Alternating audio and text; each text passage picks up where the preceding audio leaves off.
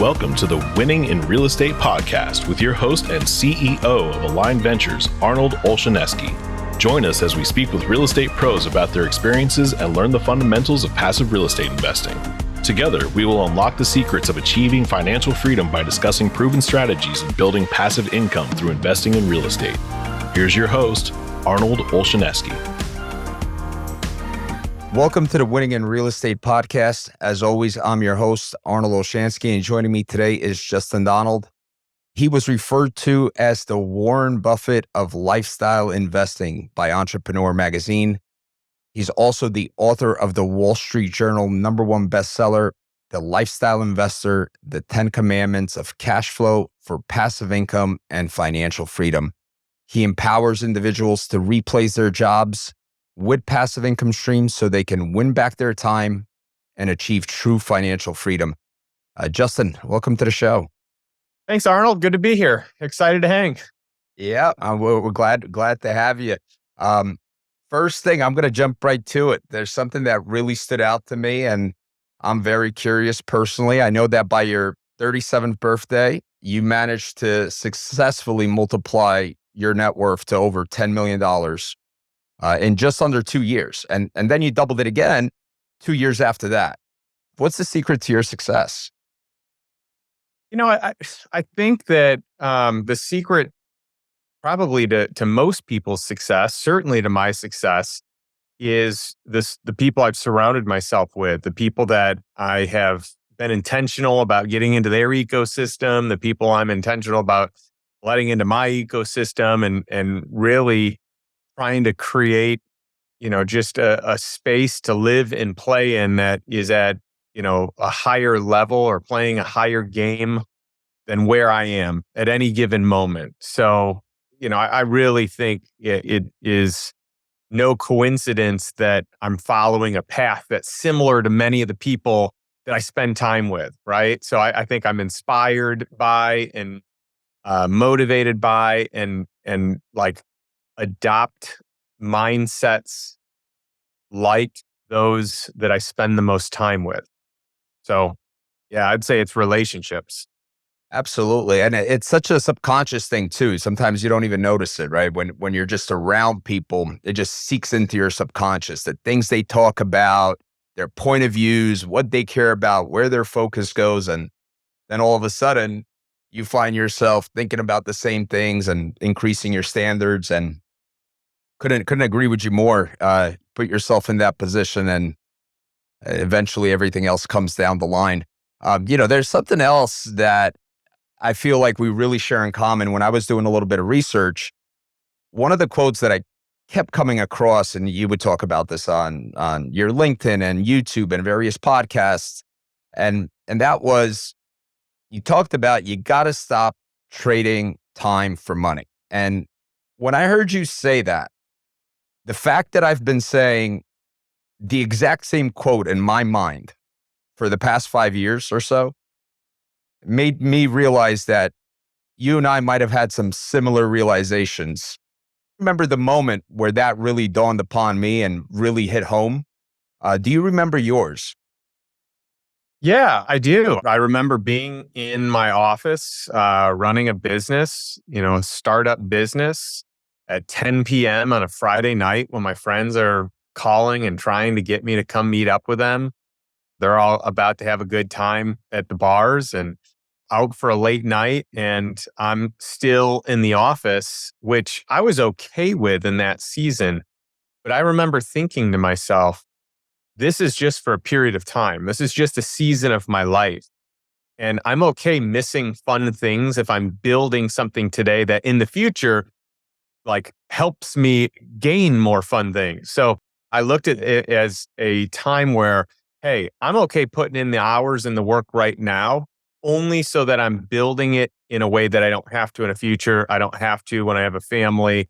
So it was really that moment where I was like, okay, I need to figure out if I'm going to be in this game of running a business, I need to figure out how to create the architecture to remove myself, have systems, have standards, SOPs, right? Just having everything so the playbook can be run by whoever is in. And as I scale myself out of the business, I need to be getting my capital to work. Well, while I'm in the business and while I'm out of the business. And so I just remember in that moment, it was a big aha of like, okay, I'll put in the time today, but that's so I don't have to put in the time tomorrow. And so that was when I really started systematizing my business. I eventually pulled myself out of that business. I bought my time back. I used my capital to replace. So I bought my time back with systems inside of a business.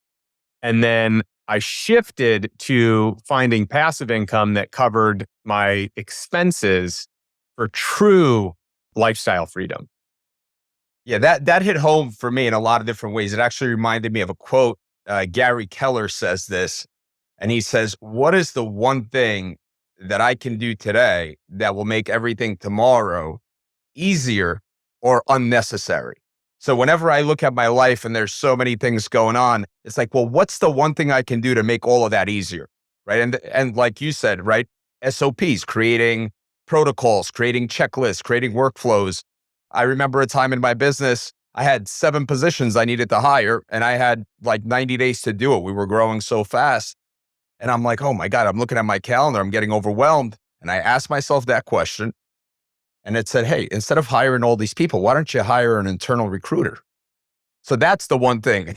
I just remembered, I remember that. I also really like the fact that you distinguish, a lot of people, they talk about passive income and ability to replace your time, to get your time back. But in order to get to a point where you have a big enough nest egg, you got to put in those hours. You got to make those sacrifices in the beginning. But I think it's about, I guess, maybe having that realization at a certain point where it's like, well, I've already put in all these hours. So why am I still doing it? Why am I still sacrificing all these hours from my family and my friends? So it seems like there's probably like this crossroads that people come to where they should realize, hey, why am I still doing 60, 80, 100 hours a week or whatever the case may be? Do you remember a crossroads for you where that point kind of came about in your life? Yeah, I mean, certainly. And, a few things about that. I live in Austin, and so I actually know Gary Keller, and I love that you're quoting his book. I think it's an incredible book. And one of the things I think Gary does better than anyone else is he finds a who for whatever the thing is, and he partners with people. And by the way, he doesn't take best in class. He recruits hardworking, hungry people and trains them and grows them into best in class. And so I'm good friends with the guy, Mitch, who runs his capital arm. And then the author of the book, The One Thing, Jay Papasan, is a really good friend. And so we constantly talk about the power of systems, the power of passive income, the power of owning assets, like all three of us in different moments in time. And so, yeah, super, super powerful. I remember, first and foremost on the time thing, I knew that my wife, who was a great teacher, was really restricted on her schedule of like what she could do and when she could travel. And, a school schedule is pretty strict outside of the summer, unless you're doing some summer activities. And so I knew pretty early we needed to replace her income. And so I knew even before my income was replaced, I knew I could systematize a business so I could buy some time back. Not all my time. It takes, you have to have the right business, the right systems, the right growth to be able to truly remove yourself. Most people never get to that point. But I knew I could buy my wife's time back a lot easier based on her salary. And so, my first focus was, how do I buy an asset that replaces her income or a group of assets? I happen to buy a mobile home park, and the cash flow on that replaced her income in one fell swoop. So first for me, it was like, how do I replace her income? Because when her income is covered, well, now we've got time together. Now we're solving the equation of we are on a little bit different schedules, or we wanted to travel more, but we are restricted to a certain time that we could travel versus now we can travel any time of the year, whenever we want to travel.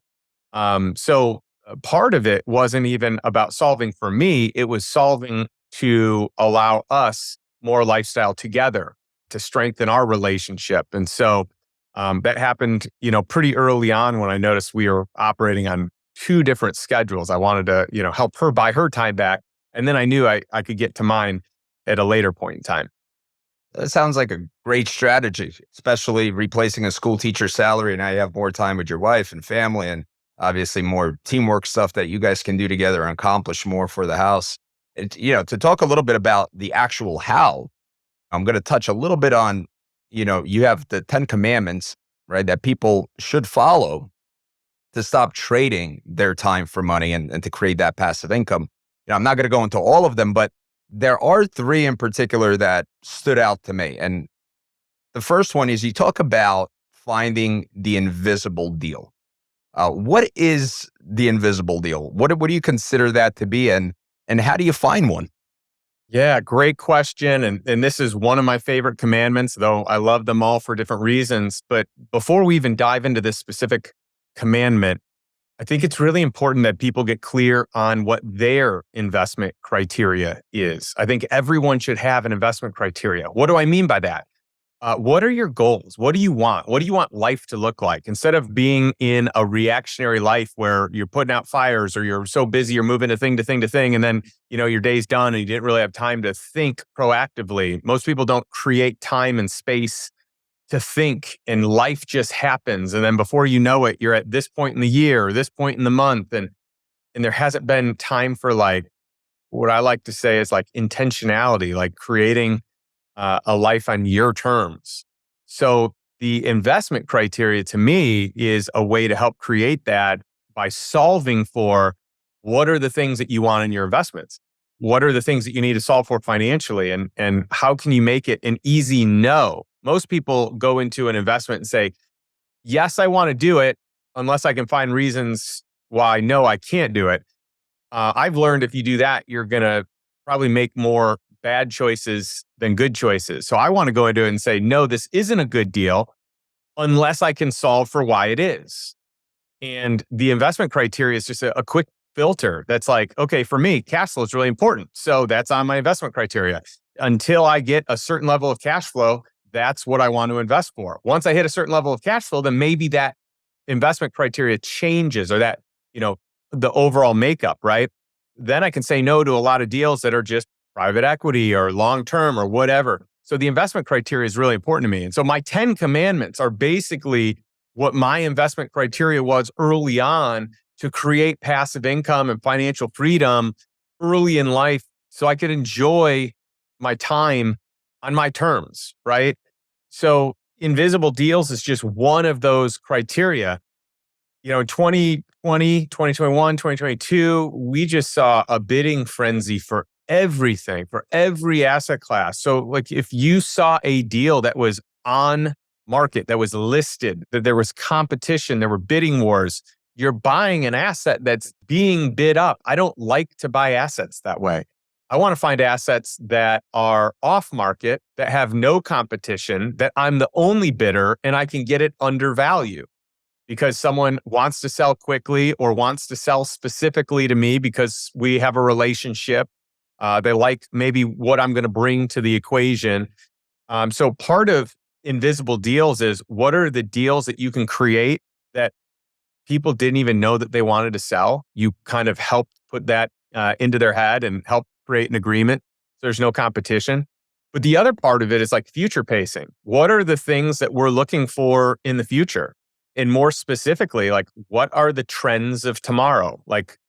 Today, we can look at the trends behind and say, oh man, if only I had caught that wave. If only I had known. And for me, I've been able to catch many of those because my goal is I'm looking at what does the generation that controls or inherits the most money want to do? What do they value? What is high on their list? So in the past, for me, I was early on in some different investment niches, like single family home rentals as an asset class. We started getting into that space before it was formally or just as it transitioned into an asset class that was actually tracked. Mobile home parks. I mean, before it was cool to buy them, before people actually wanted them, when people actually laughed that I bought them and thought I was crazy, that was a good time to buy them.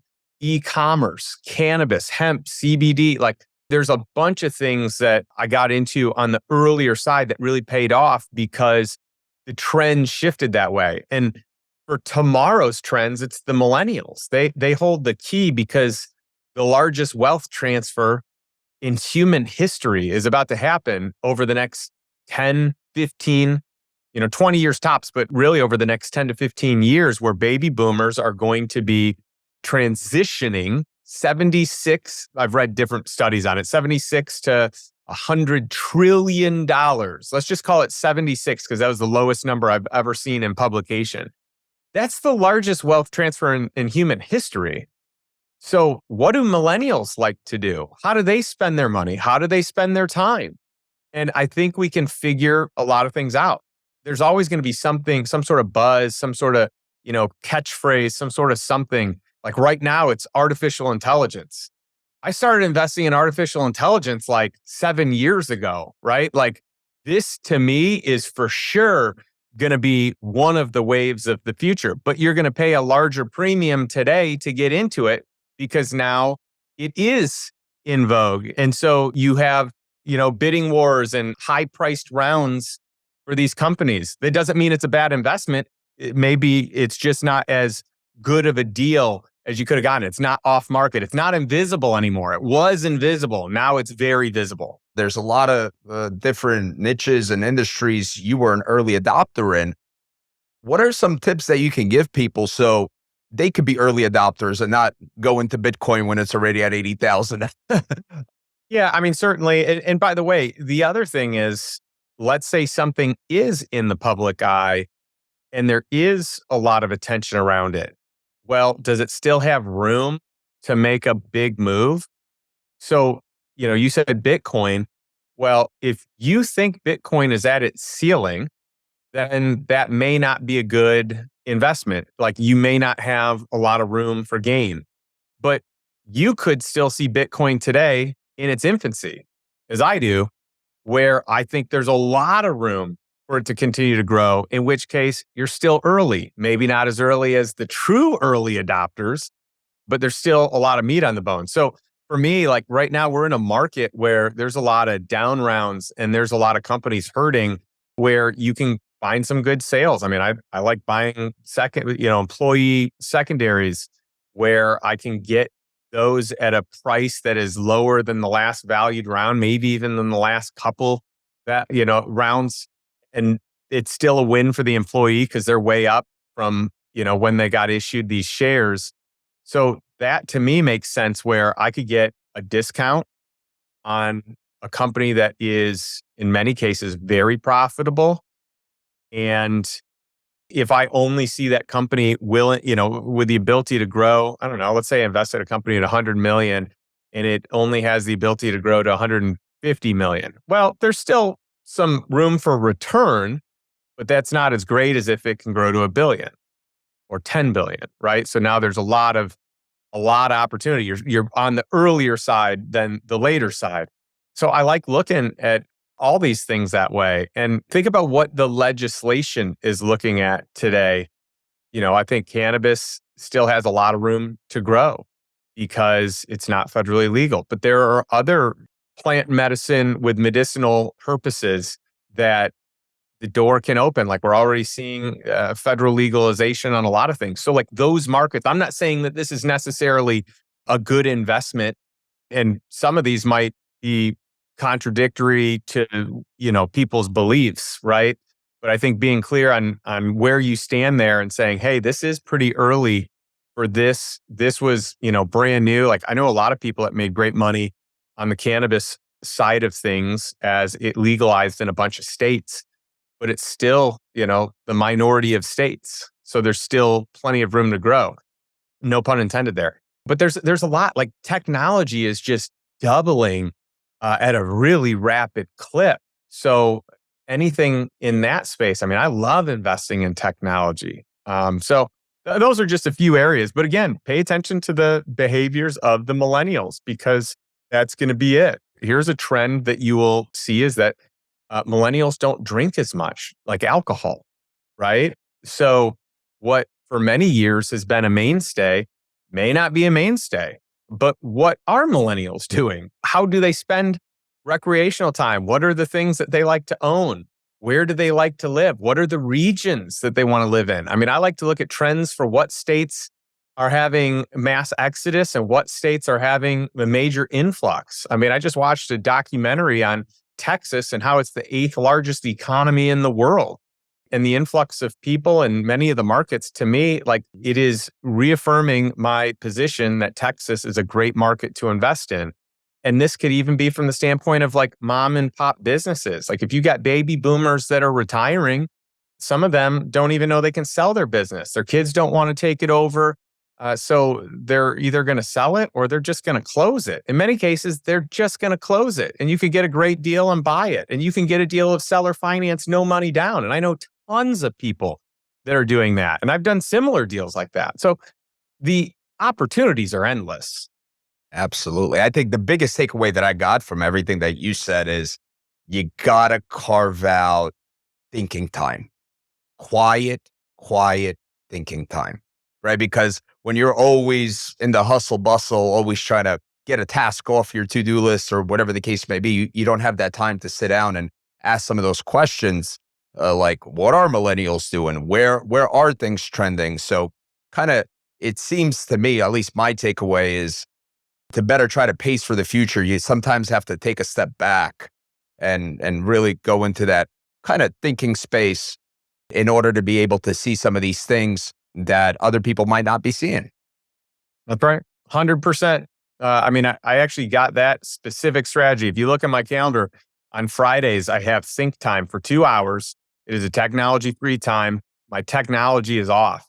And this has been a habit for many years, thanks to, really some relationships that have modeled this really well for me. And in fact, Keith Cunningham is the guy that I originally took this from. I mean, he shared this years ago. Now it's in his most recent book, The Road Less Stupid. But he outlined this whole idea that I have been using for, I don't know, when did I learn about it? Over a decade ago, I learned about it, when I met him. And it's been maybe the single greatest game changer. I mean, between that and carving out time to meet one new person that knows something, that is an expert or has sophistication in an area that I want to learn and grow in once a week. One meeting once a week at a minimum, which I've done now for over 20 years. I think between think time and creating the consistency of meeting one smarter person than me, at least in some area of life, those two things are probably two of the most important things, biggest moves I've ever made. Yeah, I could attest to that. It's funny you bring up Keith Cunningham. Man, that guy's one of my favorites. I used to be part of Tony Robbins' group. I used to go to all the events. He was a big speaker there, and he would talk a lot about thinking. It also reminded me of, I think, a little trick. I believe it was Thomas Edison when he would be stuck on an idea and he just couldn't make a breakthrough. He would sit down with some type of like a metal object in his hand and just sit in the chair thinking until like he fell asleep and the thing would drop and wake him up and the idea would just come to him. So there's so much of that, but I actually used to have that Friday schedule as well. But it's a very, very powerful tool that is, sometimes forgotten about, I guess, when we get so busy with the day to day. But, also I want to touch a little bit on Commandment 7, which is titled Plus the Deal, and that talks about how to optimize the deal, right? To lower the risk and increase returns, which I think most people listening to this is what they're after. Is there an example where you plus the deal in your personal experience? Maybe that could give some inspiration to how people can do theirs. Sure. I mean, there's a lot of ways to, look at, plussing the deal, adding value to the deal. How do we make a good deal even better? Let's find a way to make it a little better. So let's look at this from both sides of the equation. It could be de-risking the deal. Like, how do we de-risk it more? And it could be adding some sort of perks to the deal, right? So it could be anything in between there. So from the standpoint of like de-risking, I mean, I've asked for additional collateral before. I have been removed from personal guarantees, even when getting money from a bank, negotiating personal guarantees to fall off at a certain point in time. Getting a personal guarantee on the other end. I mean, there's just a lot of ways that you can de-risk a deal. But on the plussing the deal, I mean, there are different things that you can do to make the deal a sexier deal. And maybe that is partially like creating some cash flow today. So you have some utility today. Maybe part of that is getting principal back quickly or getting a portion of that principal back quickly. Maybe it is negotiating additional equity for free above and beyond what you have already gotten. Maybe it's taking an equity deal and adding a debt component to it. So you get all of the equity that you would have gotten had you rolled it all in as equity, but you have a percentage of it that's debt that kicks off at a faster period of time or that has a coupon. And you're getting some sort of interest payments. So, I mean, there's a lot of ways to structure it. And even in the whole philosophy, like when I look at the velocity of money, like I want to get money back as quickly as possible because I can recycle those dollars, right? So how do I de-risk a deal? Well, if I make an investment, I get all my money back inside of a year. That's a pretty good de-risking of a deal. And I've done that many times. I've done that in, partnership with people where I say, okay, let's create some sort of an accelerated distribution schedule.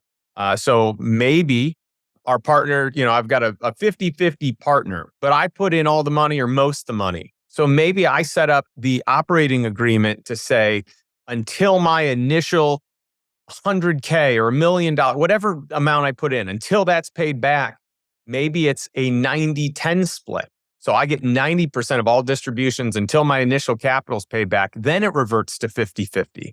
So there's a lot of different structures, a lot of different strategies. I'm just always trying to make the deal a win on both ends of the equation, but it has to win for me too, right? It can't just win for the other person. So my goal it's not zero sum. It's not how do I make the deal so good for me that it's bad for you, Arnold. That's not the way I do it. I don't need to wring the rag dry and optimize every nth degree out of it. But I do need to make sure that it works for me. And I want to get the best deal I can that works for me while making sure you still have a good deal. Why? Because I want to do more business. If we find out we're compatible, I want to be able to do another deal. And because of the way I structure deals, I get all kinds of repeat business. I have some people that have been back for 2, 3, 4, 5, 6 deals with me, and it's because they win also. Reminds me of a core philosophy of mine that I got from Stephen Covey in the 7 Habits of Highly Effective People. If it's not a win-win, it's a lose-lose. And when you start looking at deals that way, even when you start analyzing what's in it for the other party, are they getting enough value? Then you could have a little more certainty in the transaction because you see the upside for both people. So it's a great mentality to have also for the longevity of your career, and thinking long term. I guess this also ties in kind of to Commandment 6, which talks about deal amplifiers, and then you talk about, negotiating preferred terms and side agreements. And these are just, I guess, more examples of different things people can do in order to plus the deal. So it seems like Commandment 6 and Commandment 7 could merge with each other a little bit. Yeah, there's definitely overlap. Commandment 6 to me, so you got Commandment 2, which is de-risking the deal. You've got Commandment 6, which is amplifying the deal. And then you got Commandment 7, which is like, hey, let's find another way to find just some extra value that's sitting out there that maybe hasn't been brought to the table yet. And it can be anywhere in the equation. Commandment 6, all the time when I do investments, I'm able to, like with my mastermind, with the Lifestyle Investor Mastermind, we generally show up with pretty large investment sums collectively as a group. So we get all kinds of discounts and fee reductions and better class of shares, for example, where we're getting, better splits, better waterfall, better preferred return. And all these things are negotiable. I mean, a lot of these things will just get in a side letter that says, hey, for lifestyle investors or for, and before I had the group, it was just for me. I was negotiating these things and I would bring some friends in and it eventually, blossomed into this awesome mastermind and community where we do all kinds of deals together. But we're getting all kinds of preferred treatment, on deals that, first of all, most people don't even know exist. And then secondly, we're getting amazing terms to get in the deals. And so I just wanted to share a bunch of the mechanics that we use to be able to accomplish that mission. Oh, that's great. Yeah, to have a group like that and be able to accomplish the economy of scale sounds like a great group to be a part of. Which something I'm going to get into my closing questions in just a little bit. I'm not going to go into any more of the commandments. We're going to leave that for people that find this information useful. I would highly recommend to check out Justin's book. We're going to have all that information in the show notes as well. I personally had a chance to review it. I found the information to be super helpful to me. And I feel like we've covered quite a bit on today's episode, Justin. Everything from amplifying deals, de-risking deals, pacing for the future, creating thinking time, a lot of good reminders for myself and a lot of insight for myself. So I really appreciate you sharing this knowledge with me and our listeners. And now, if it's okay with you, I'd like to jump into our closing questions. Sure, you bet. All right. So first is, what is the most valuable lesson that you learned in your investing career? Well, I think it probably revolves around partnerships and relationships and picking trustworthy people to be in business with, picking people that are high integrity, even if the deal terms aren't as good, picking people that just do the right thing, that have a track record of doing the right thing, that also have a track record for success. The last 10 years, you have had everyone under the sun that is a syndicator. Doesn't mean they're good at it. It just was really hard to do bad deals the last 10 years. But we're seeing a lot of a difference this year, and we will in years beyond, because the environment's not as frothy. There's not as much margin for error. So now you're going to find a lot of people exposed. So, yeah, I would say just really getting into relationship and partnership with high integrity, successful people that have done the thing that you're going to partner with at a high level in good economies and bad economies. They've been battle tested for 20, 30 years. Great advice. And what is the best advice that you can give people to become better investors? This one's going to be peer group. Get around other smart people. Like, who's playing the game of life and business and investing and wealth creation at a higher level than you, and intentionally create proximity with those people. By the way, it might be joining a mastermind. It might be creating your own little networking group. It might be hiring a coach, a mentor, because everyone's a coach today. So as long as that coach or mentor has done the thing that you want to do at a high level, right, over many years. I just think being intentional with who you surround yourself with, who you spend time with, that can help you become better, smarter, and that you just enjoy. And how can our listeners reach you? Best way is to just go to lifestyleinvestor.com. There's all kinds of resources. I've got a podcast there, and I've got a book. In fact, there's a handful of different ways that people could get access to the book. All the proceeds go to fighting human trafficking. So we're now a top 1% of all books ever sold for the lifestyle investor. And we've been able to donate hundreds of thousands of dollars to combat human trafficking all around the world, which is cool. So you can find out more about the book there, the different courses. We've got an online course, a passive income masterclass, mobile home park masterclass.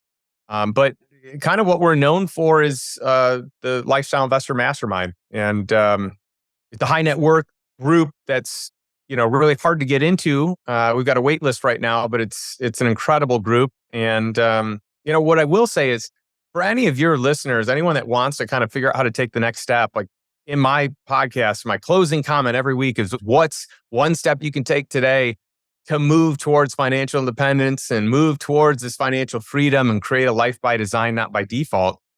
And I think about your audience, and if anyone wants to take that next step, they could go to lifestyleinvestor.com/strategy and book a free strategy session with someone on our team to help them figure out what's another step they could take, what would be right for them in the moment of life that they're in. So many great resources, and we'll make sure to put all that stuff in our show notes as well. Justin, again, I want to thank you for your time today, coming on and sharing some of your insights, your values, and your experience. And hopefully we delivered some value to our listeners, and look forward to meeting you in person one of these days. Thank you. I look forward to meeting you, and I wish you and your audience continued success in all their endeavors. Thank you, Justin. Winning in Real Estate listener, thank you for joining. If you enjoyed this episode, please leave us a 5-star review, share this podcast with somebody you think can benefit from it, and also don't forget to follow and subscribe. If you would like to become a better real estate investor, make sure to download the Passive Investor's Guide to Analyzing a Real Estate Syndication Deal. This comprehensive ebook equips investors with the tools to evaluate deals and avoid common mistakes, gain insights, strategies, and practical advice to make better investment decisions. Download your copy today at investav.com/ebook, or you can find the link in our show notes. The views and opinions expressed in this podcast are provided for informational purposes only and should not be construed as an offer to buy or sell any securities or to make or consider any investment or course of action.